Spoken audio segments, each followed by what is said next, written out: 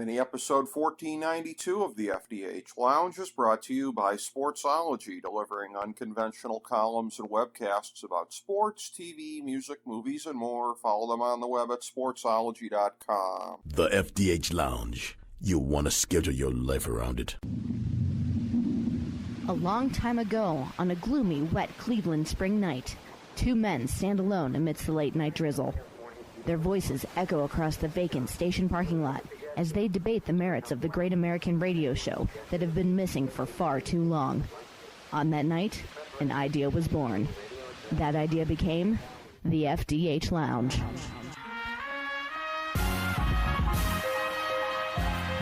Welcome to the FDH Lounge. Hello, everyone. Welcome to FDH Lounge, mini episode 1492. This is FDH Managing Partner Rick Morris here with a very beloved FDH Lounge dignitary, a good friend of mine, having back on the show here. And he was at the same place recording here previously with me, the old family homestead in Parma, Ohio. We are meeting here to break down the life and times of Calvin Coolidge. Now, I had done a solo segment on this, kind of giving my own thoughts because I was kind of unsure if Tony and I were getting a chance to do this, but mercifully he has made time for us, and very grateful to get a chance to get his perspectives on a president that is of great interest to both of us.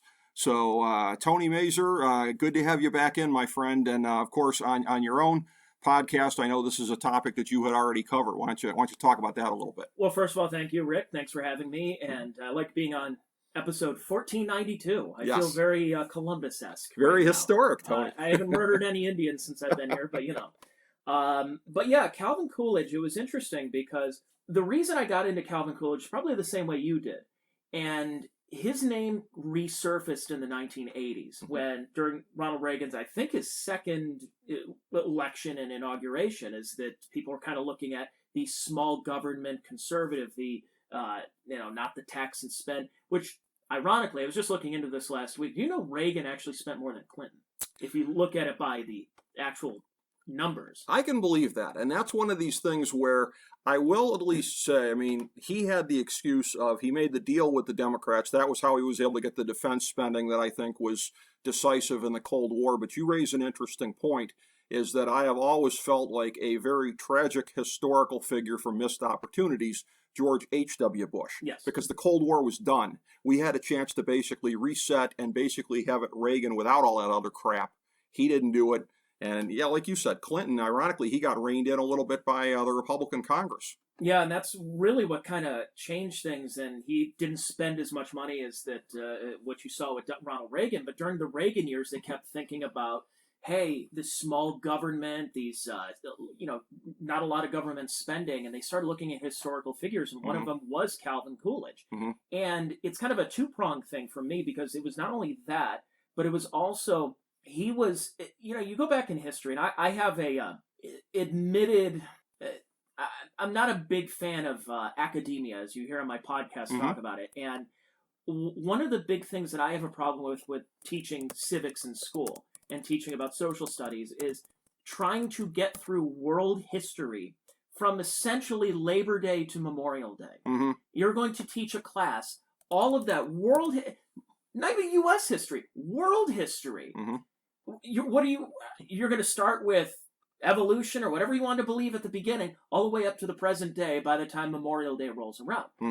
U.S. history, one of my big problems with U.S. history is that you learn about the beginnings as the aforementioned 1492 and 1619, 1620, all the way to 1776, 1791. And then you have the Civil War. You're right around Christmas. You're learning about the Civil War. Then you go on Christmas break. You come back. You start learning about others like the French and Indian War. And then you get to World War I, where you cover for about 2 days. Then it's the Great Depression, and then here we are, World War II, Vietnam, Watergate, and then end of the school year. Here's time for our final exams. And one of the problems is you start glossing over these historical figures, regardless. So it almost seems like we start to focus as kids, because there's just so much time in a school year, that you focus on the more populist presidents of the time, where you, good or bad, what are the ones you think about? You think about Washington, Jefferson, all the way to basically Lincoln. Then it's Teddy Roosevelt, FDR, Mm-hmm. Kennedy, LBJ, and then the modern day presidents of the last 50 years, Nixon, learning about Watergate, Reagan. Mm-hmm. And one thing I was always wondering is, why aren't we learning about some of these other early 20th century presidents? We knew too much about Teddy Roosevelt, not enough about William McKinley. Right. Not enough about what William Howard Taft did other than getting stuck in a bathtub. Right. Unfortunately, not enough of us know about Woodrow Wilson, and a lot of, in my opinion, the damage he did from military-industrial complex to the academia, the kind of more of a plaguing that and talking about institutional affairs and everything. Yeah. And you start looking at other Harding, and then you get to Calvin Coolidge. And in school, when you were starting to learn about the presidents, Calvin Coolidge was silent Cal. He didn't speak much. Mm-hmm.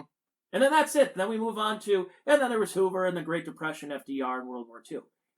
So we spent a total of 30 seconds on someone like Calvin Coolidge, not understanding the impact that those 6 years of him being president had on the almost up until the halfway point of the 20th century. And I've been fascinated by what everything that's been around him. And I had the opportunity about a year ago to interview Amity Schlaze, who is I believe she's the chief of the Coolidge Foundation up in Vermont. Mm-hmm. And it just getting a little bit more information on somebody that I've been very fascinated about, that I didn't really know too much about myself, other than a lot of the laissez-faire capitalism and economic policy that he had. And again, it's not a sexy topic. Right. This is what I always love, when you have a mayor Mm-hmm. who runs for your local mayor's office, and they have he comes in there and says, I want to fix the sewers. Mm-hmm. And you go, what about healthcare? What about racial issues? What about this and that? But you don't realize you do need the sewers fixed. Yeah. So they're not sexy issues, Right. but they need to be covered. And that's what Calvin Coolidge, as lieutenant governor in Massachusetts, as vice president, and then as president from 1923 to 1929, was able to kind of just do the grunt work that a lot of people didn't even think two things about. There were just flapper girls just dancing in the streets at that point. At least that's how we perceive things about 100 years ago. Yes. And I can tell you that the non-sexy issues, as somebody who is on an HOA board and gets screamed at by all the mutants in my association, I can second that notion here, that people do not understand functional governance and the things that you need to do to get through that. And that's a thing where your point to me is very interesting, because it was similar to one that I did when I recorded my solo podcast on him, because you talk about the two Roosevelts there and Wilson in there. That was the beginning of essentially the progressivism that would come to define the 20th century. And you've got Coolidge as sort of an island within that. Now, Harding as well, but I mean, Harding, I always kind of got the sense was just somebody who I got the sense just kind of snoozed through his years and everything like that. He wasn't. And then he took the big snooze. Then he took the big snooze. Yeah, I mean, you don't think of policy with him the way that you do with Coolidge. I mean, Coolidge, from my research on it to get ready for this, carried on Harding's policies, at least for the period of time. And I was like, well, that couldn't have been too hard, because I don't think Harding necessarily stood for too much. But Coolidge stands as that island in a period of time. And when he was gone, it would never be the same, because even Hoover coming after him, Hoover was somebody where, again, once the Great Depression hit, starting with the stock market meltdown, he goes into panic mode. Oh, what can I do? Oh, let's put some huge tariffs on everything. Like, he was pretty much up for grabs as far as economic policy went. He was kind of blowing in the breeze a little bit. Then Roosevelt comes along. The second one takes it further than we've ever taken it before, and we're off to the races. So, I mean, as far as that moment in time, and for as much as, you talk about Reagan openly identified with Coolidge, and it's a thing where, and I think that was, I think it did Reagan a lot of credit to the degree to which that was true. But this is a thing where, I mean, as I was going through my research, it was really kind of saddening, because in terms of policy, in terms of the presidency not being a cult of personality, the lack of narcissism that just about every president since has had, that kind of narcissism, but not him. I mean, he was the last of a dying breed. On January 20th, 1929, I think it would never be the same, even though people didn't know that at the time. Yeah, and, Rick and I talk a lot of sports. We were on the phone earlier talking about sports and commissioners and everything. Yes. And when you think about baseball umpires and referees in basketball and football, the best ones are the ones you don't hear from. Mm-hmm. That they don't cause controversy. Yep. That there's no C.B. Buckners. There's no Angel Hernandez. There's Right. none of these Joe West, any of these kind of umpires. Right. The ones that are probably the best ones are the ones you don't hear anything about. And that's probably a good thing when we talk about Calvin Coolidge, is that, again, all we hear about is Silent Cal. Yeah, Mm-hmm. he was the president during the 20s. Okay. And everybody moves on to the more populist type of presidents, whether it's actual populism or phony populism. Mm-hmm. And that's what he did, is he was a policy guy. Mm-hmm. He's not a guy that is somebody that we're going to look back in terms of like talking about his personality, because we don't really know much about his personality. And Right. the other thing is, he's the 30th president of the United States. Mm-hmm. Not that long ago. Yeah. Ideally, not that long ago. I mean, we're talking about just about 100 years ago. Mm-hmm. We're not talking about Martin Van Buren. We're not Right. talking about James Monroe. Right. We're talking about somebody 100 years ago that just did his job and knew his clothes. Mm-hmm. He knew his clothes. He knew, because by the end, when Hoover was really a disaster of a president, Mm-hmm. that there were calls before FDR started running that they said, we kind of like that Coolidge guy. Yeah. And he's like, I did it. I'm done. Yeah. Now you don't need to hear from me. Plus, he was dealing with his own health issues, and he retired. And just a few years after his presidency is when he ended up sadly passing away. Mm-hmm. But he felt he did all he could do. Yeah. And one of his last quotes was that the world has basically passed him by.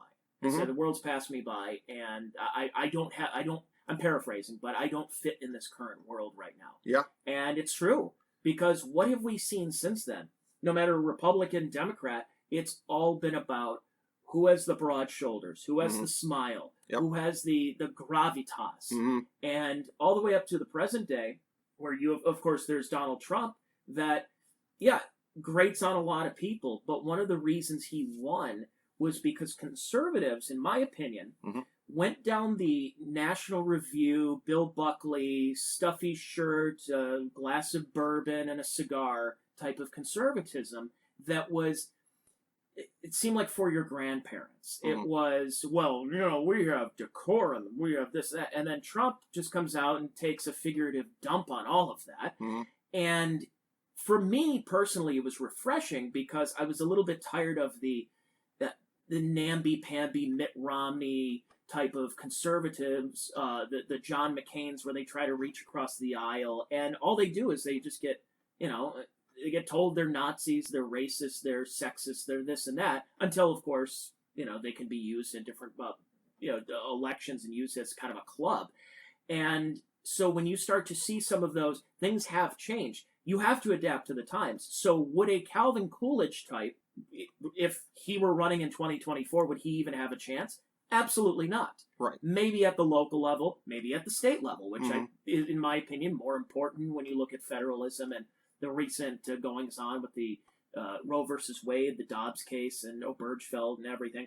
But a Calvin Coolidge would probably make a solid governor nowadays, but my God, he won't even come close to being president, because we are so hyper-focused on who's going to be the personality who becomes president. And no matter left or right, that's what's going to happen. And this world really does need a Calvin Coolidge president, but they don't want a president like that, unfortunately. Well, that's true, yeah. And, much to his credit, I mean, even if the saying had been around back in the day, you would have never seen Calvin Coolidge with a liberal tears coffee mug. I mean, that was not the kind of guy he was. He was a Or an serious F Your guy. Feelings t-shirt. Yes, yeah, it wouldn't have been him doing that either. And again, just to mention, as I think I forgot to at the outset, so we are here just past the 150th birthday of Calvin Coolidge. July 4th, 1872 is when he came into the world. So that's our timing on doing this here. And I want to harken back, since you mentioned Trump, to your very great podcast. And I was very interested checking that one out, the Check Your Brain podcast with Tony Mazur. And on that time when you had Amity Schlaze on to talk about this, it was very interesting, because that was a thing where when you mentioned Trump, there was some pushback from her being a good George W. Bush apparatchik. Neocon, yeah. Yes, neocon and everything like that. And that's a thing where, I mean, if you want to go down the line and you want to point out all the dissimilarities between Coolidge and Trump, you could spend a couple hours on that. But much as she might not believe, you could easily do the same thing on George W. Bush. Both of them make LBJ look like pikers in terms of federal spending. So, I mean, this whole thing of like purer than now about George W. Bush versus Trump is just idiocy in my book. That's where, when you start to look at how things have changed, and I think we could probably even get into it here in this podcast. Mm-hmm. Why did that change? When did it change? Can we pinpoint a time? Because when you look at it, William McKinley was a very good president. Mm-hmm. If you really look back in there, but again, we don't know anything about him. Right. We just knew about Denali, Mount McKinley, yeah, and from Ohio, just down the road here in Canton, Ohio. And Mark Hanna pulled the strings. You know, you hear more about the boss almost than the president. And that's the one problem is we can't pinpoint, because again, you mentioned about Harding. Harding was kind of a, I don't want to say a do-nothing president, but just kind of was there. Coolidge was a policy guy. Hoover was not a very good president, but then it just decided to change. Was that because of the new influx of mediums such as radio and then eventually television?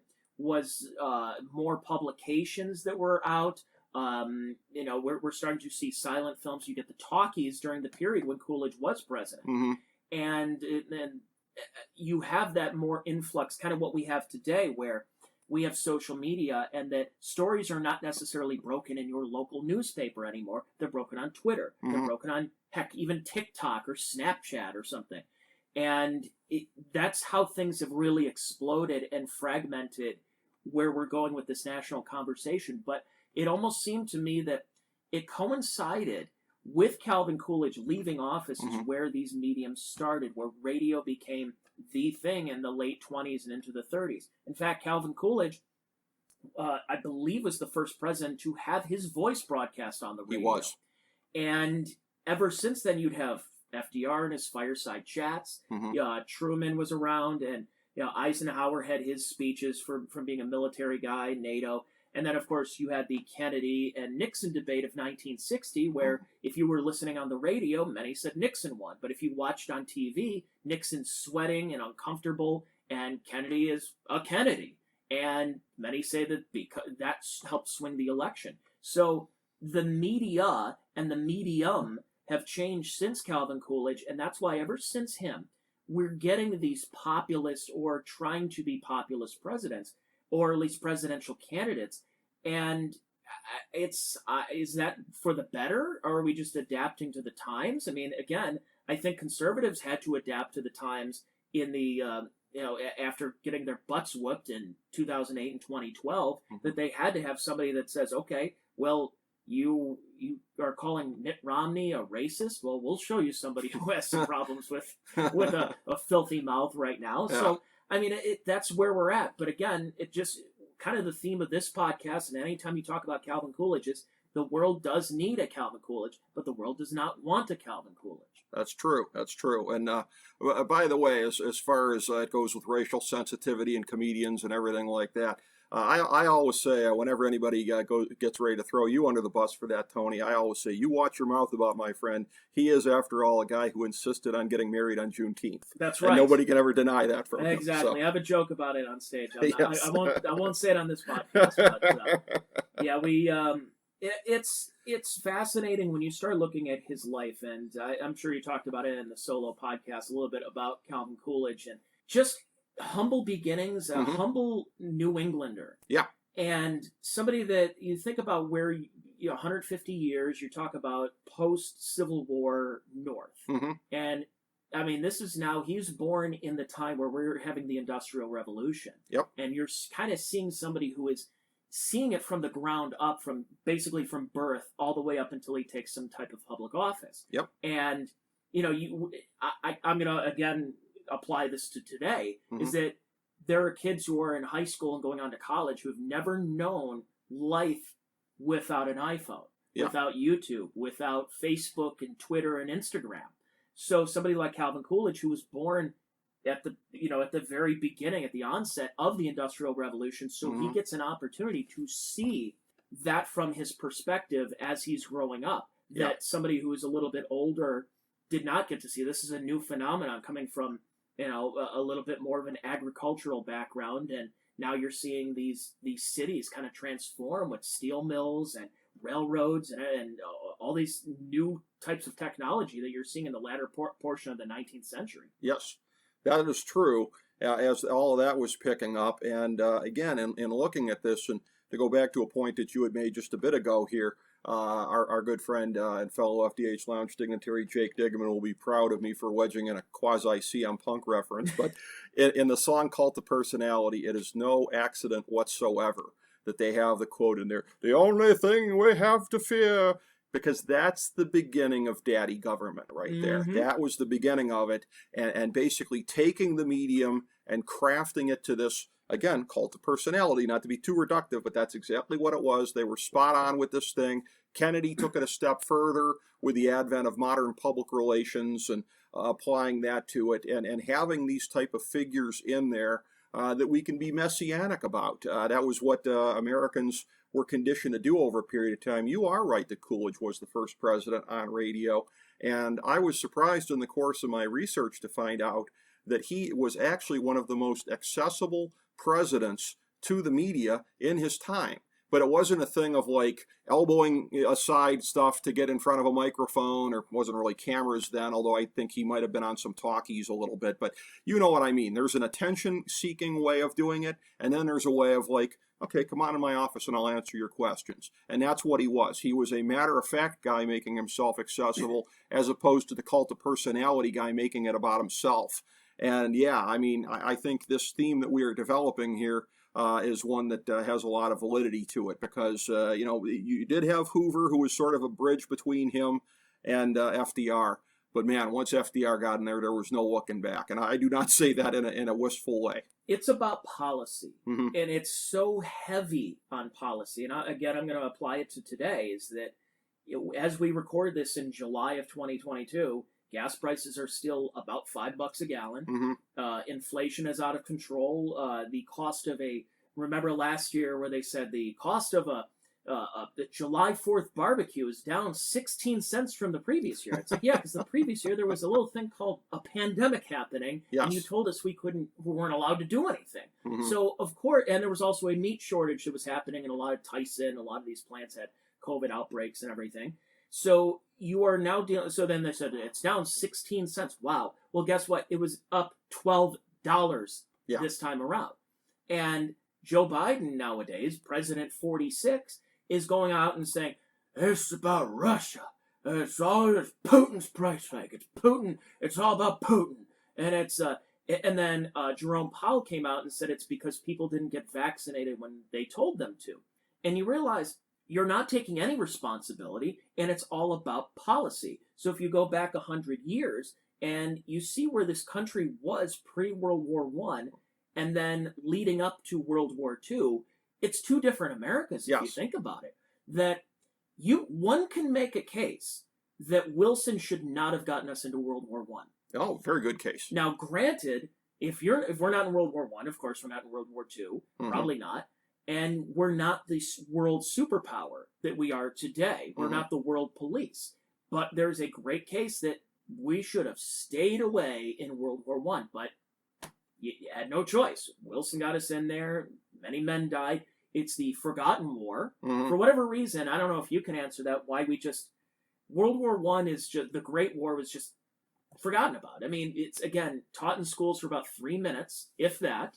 And you move on to the Great Depression. And again, we gloss over this period where good policy pulled us out of these situations that were put in by someone like Wilson Mm-hmm. and Harding. And people kind of forget about this. And I actually forgot about it too until I did a little bit of research. Before the Great Depression, in the early 1920s, there was another depression. Not a recession, a depression, a post-war hangover that was going on. Well, how do we get out of it, and how do we completely forget about that? It's because good policy pulled the United States out of it, made us a much more prosperous country, and that was Calvin Coolidge. Yeah. It was Calvin Coolidge who said he was going to be a small government Republican, didn't spend a lot of money and pulled us out. And he did it. He actually did. He didn't say he was going to do it like every other drunken sailor Republican that has come in the last, full century. Yeah. Calvin Coolidge did it, and it's all about policy. And that's why the 1920s, when we think about Great Gatsby, you think about anything, Flapper Girls, women's suffrage, they never give Coolidge the credit for why we got into a great situation as a country. If anything, they start to slowly give him blame for the Federal Reserve and why the Great Depression ended up happening starting into the 1930s. So it's a shame that he really does not get the credit that he deserves. That is true, and I will say, and again, and this might sound humorous on the one sense, but I actually mean this, largely in a straight up kind of a way. Having recently watched Boardwalk Empire, I did find it to be a little bit educational in what you're talking about with World War I, because the vets coming back, that was one of the subplots there, was the vets coming back. I mean, and if 100 years later, if society is still largely illiterate about PTSD and everything that veterans, who to me are just pretty much the greatest heroes we have, if we 100 years later don't understand what they're dealing with, imagine what it was then. Yeah. Imagine what it was like for all those poor souls coming home after the horrors that they had seen. I'm not sure if you saw it. I forgot the name of the documentary, but Peter Jackson did it. It was a couple of years ago, and colorized, absolutely put color to old World War I films. Now, they're not Americans. They're British. Okay. But you actually see, because we look at war back in the day, and you don't put the humanity behind them, because those people are dead. They're long dead. Right. And he obtained a lot of audio and video recordings from a lot of these veterans back in the 1960s who served in World War I, who were elderly at that point.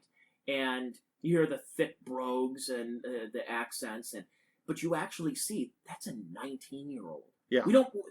We think of 19-year-old as somebody who's playing video games and is on Twitch streaming right now. Right. A 19-year-old who was probably lied about his age and going into the military, and has been there for a couple of years and serving during the entire war. And you actually see the man. It's a young man who is fighting for his country.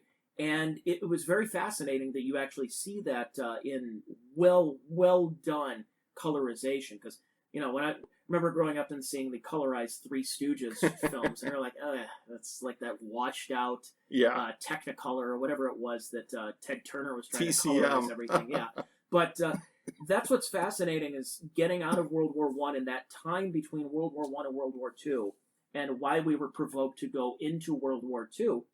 But we kind of, you talk about buying war bonds and getting us out and getting the economy going, and FDR with his New Deal. And, by the way, FDR also wanted to pack the court because he wasn't getting a lot of what he wanted out of his New Deal. Yeah, everything old is new again. Certainly, absolutely. They're just like overalls. But getting back to Coolidge, what was fascinating about it was when you talked about daddy government. And one of the big, I don't want to say it's a blemish, but just like every president has had some type of natural disaster that they've had to tend to. Well, when you see what's going on nowadays with this Dobbs case of Roe versus Wade, it was almost 50 years, a more conservative Supreme Court, 6-3. Well, what they did is they didn't ban it. It's not banned. You're not banned from getting an abortion right now. Yep. It's brought back to the states. So if you're in California, if you're in New York, if you're in Illinois or Connecticut, you could still get an abortion if you want to. But there might be states like Alabama and Mississippi that say, and maybe not. Right. Texas, heartbeat bill, and some states are going to probably curtail a lot of abortion. So what it does is, that's what's called federalism, and it brings it back to the states. Calvin Coolidge had a situation during his administration where the Mississippi River flooded, left over 600,000 people homeless. So what do you do in a situation? Well, nowadays it's, let's get FEMA. Let's get the federal government to house these people. And of course, what we saw with George Bush and Katrina is that, there was a lot of problems with the response from the federal government, because that's what the federal government does. They're not really very good at a lot of these things. So what happened is Calvin Coolidge said, I would leave it to the states. He actually sent, of all people, Herbert Hoover out to go survey what was going on. And he left it to the states. And he was getting criticism at that time by saying, why can't the federal government do something about it. Why are you leaving it up to the states? And sure enough, in his home state, because they attacked him, they said, well, you're only doing this because you're a New Englander and you probably don't care about that part of the country. Well, sure enough, his area where he was from also had a massive flood. And what did he do? The same thing he did with the Mississippi flooding.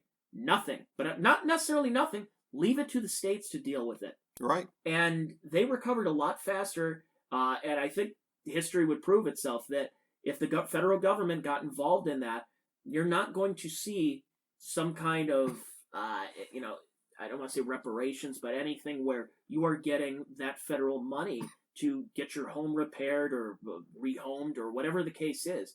And Coolidge did a great job when looking at that, and something that today's presidents should also be doing. So applying it once again to today for 100 years is that we have a Supreme Court that is allowing these decisions to head back to the states. And I think it's a great thing because not every state's values are the same. California is much different from Montana. So even though we are the United States, we also have different values and different cultures.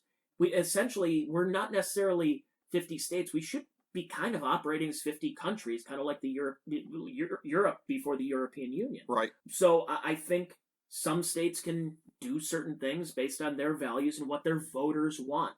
And if you're a state that decides that your values are like this, and the federal government tried to force their values on you, well, now it's your opportunity to take it to the polls in November. So, what's the better society? What would you prefer? And who knows? Maybe this Supreme Court originalism that's going on is going to hopefully set off, for me personally, and my values as being somebody who's more paleo-conservative, that if we have more originalism in a Supreme Court, that it goes back to the states and we exercise and flex our muscles with using federalism and states' rights, that we go back to the days of Calvin Coolidge and that spirit that we had as individual states, as opposed to always looking up to daddy federal government. I agree. And as the other paleocon residing in the state of Ohio, I find a lot to agree with there. And again, as far as originalism goes, federalism, I'm big fans of those things. Ironically, in a world where Coolidge would not recognize anything else, the one thing he would recognize would be the direction of the courts, because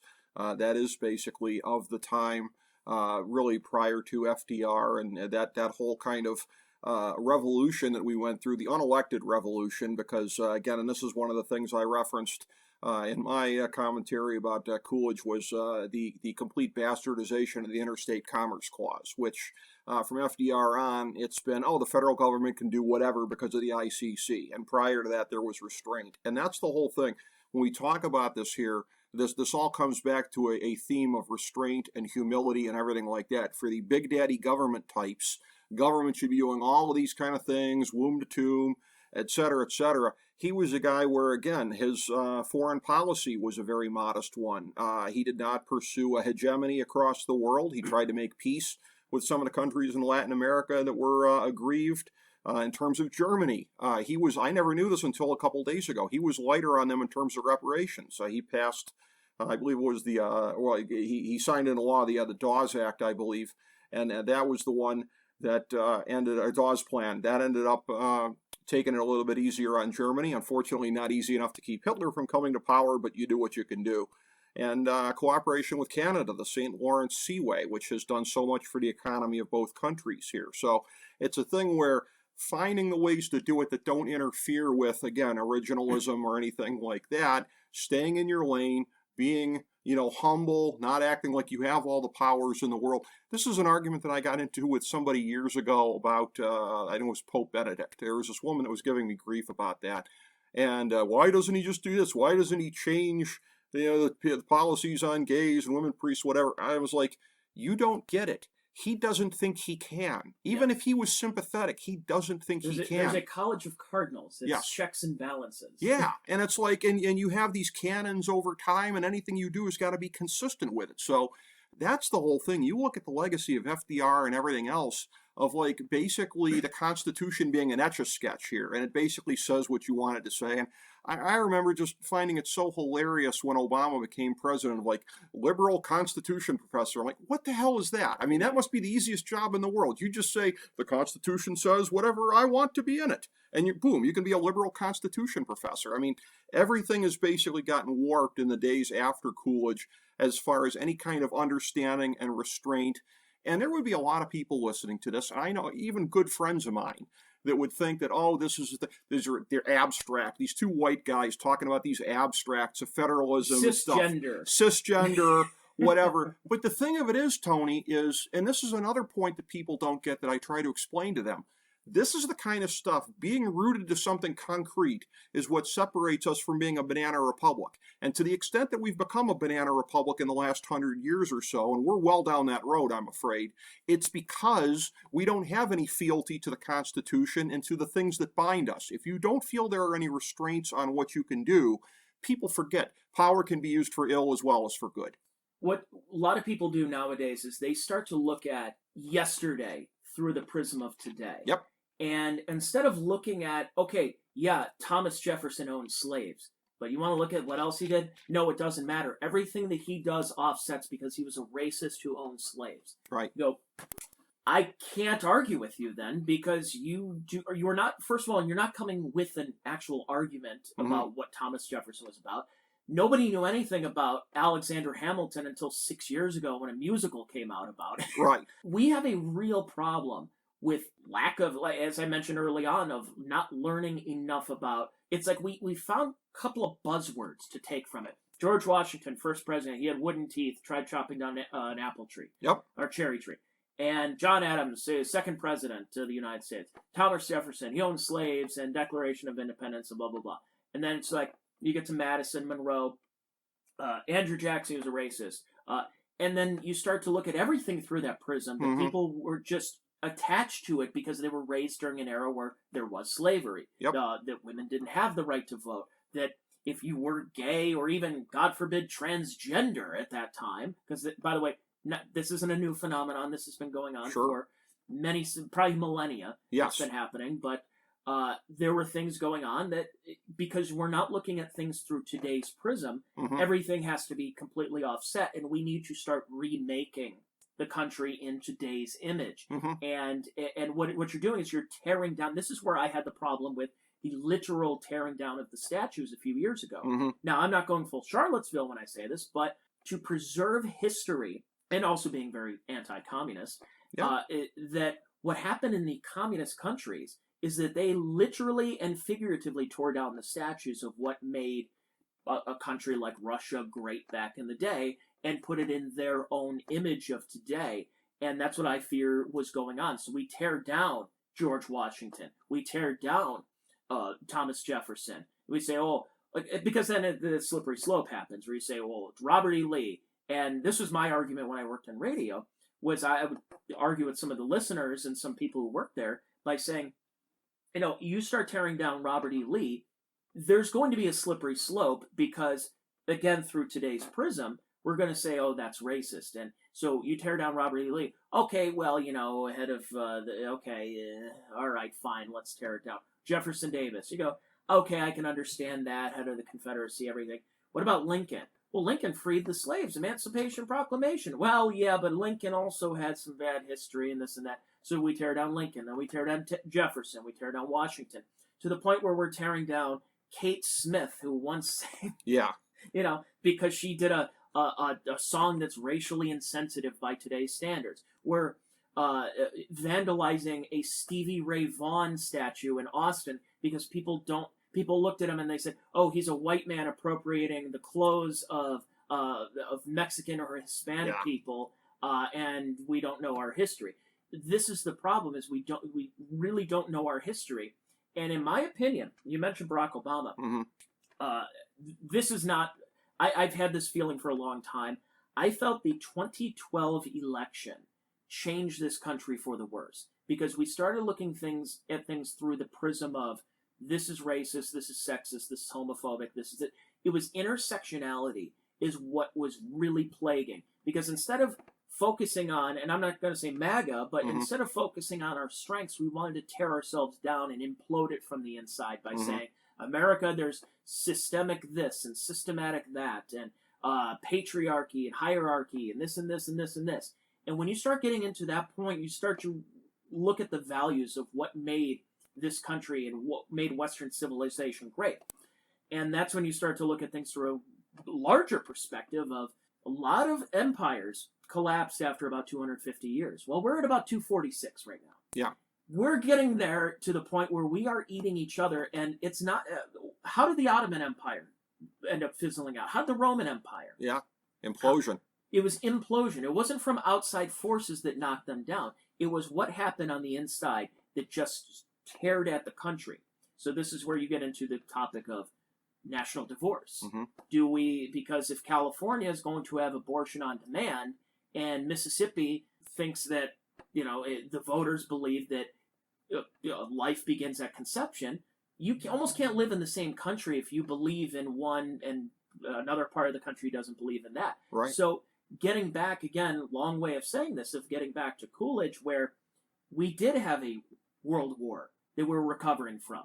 And to try to put us back on the map before, of course, the, eventual you-know-what hit the fan come the 1930s, we were fractured as a country, but somehow we found some kind of centralizing figure that wasn't a populace to get us there. Well, all of a sudden we have now is everybody wants to, whether it is Trump being braggadocious or Obama saying that I killed Osama bin Laden. I was there. I had the pistol in my hand. And Joe Biden, who's taking credit for everything, even though things haven't really gone too well, especially lately, and he's upset that he's not getting enough credit. We have populism that's going on right now that is, it's this, and a lot of it is phony populism, as I said earlier. Most of it. That is really plaguing our public discourse right now and our body politic. And that's why, as I said twice before, I'll say it again, I'll say it probably until I'm blue in the face, is that we do need a Calvin Coolidge. We're not going to get a Calvin Coolidge because we're so...